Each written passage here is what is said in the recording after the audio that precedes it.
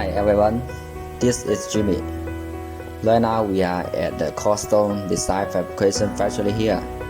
Today we will explore the step of Quartz slab fabrication process. In this first step, inspection the slab. The fabricator will inspect your chosen slab. Check the slab if have black spots and pieces that customer may unacceptable, and the fabricator will work to avoid those during tampering and fabrication process. Once the slab is inspected, next is using the brush saw to cutting the slab. Historically, the brush saws has been the favorite tool. However, in recent years, the water jar has come into play. This more specialized tool can be programmed with the parts you need to cut, and that means where to use the water jar and where is to use the saw. Achieve the higher productivities and qualities. Before actually cutting the slab, we put the dimension into the brush saw. Then the machine is gonna go ahead and start cutting. We control the dimension. Earlier is 1 mm. Now that it input the dimension into the system. It is all computerized. It is gonna tell the source what to cut and where to cut.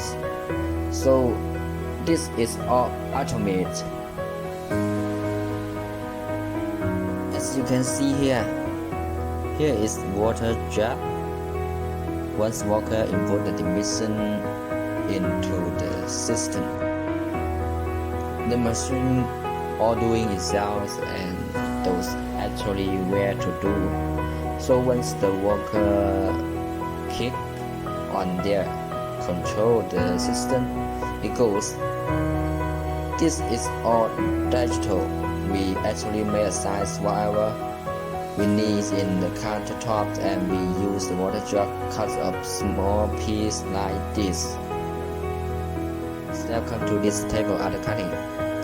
This is a miter edge you can see on here. They are both at 45. We can call this a miter edge. So those are glued in with its polysilicon, and then we will finish it with polysilicon later. It is a really nice edge. Here is after everything is done, everything is cut and polished and ready to loading. We will clean and packing. Finally, we have the inspector check the slab dimension again. A tackle is attached to each piece. In this step, the cutouts for your undermounting, we use the templates to ensure each dimension on the bench top. Since every stone have different working characteristics, it is key to have an experienced and knowledgeable fabricator. It is truly a job where athletes and technology meet to produce the optimized finished products. After cutout finish, what does need polish is the edge of the zinc. During this step, the edges of the zinc go to remove the microchipping and achieve the best and tightest seam possible. This gives you a finished product where the seam fits nicely together, not drawing attention to it.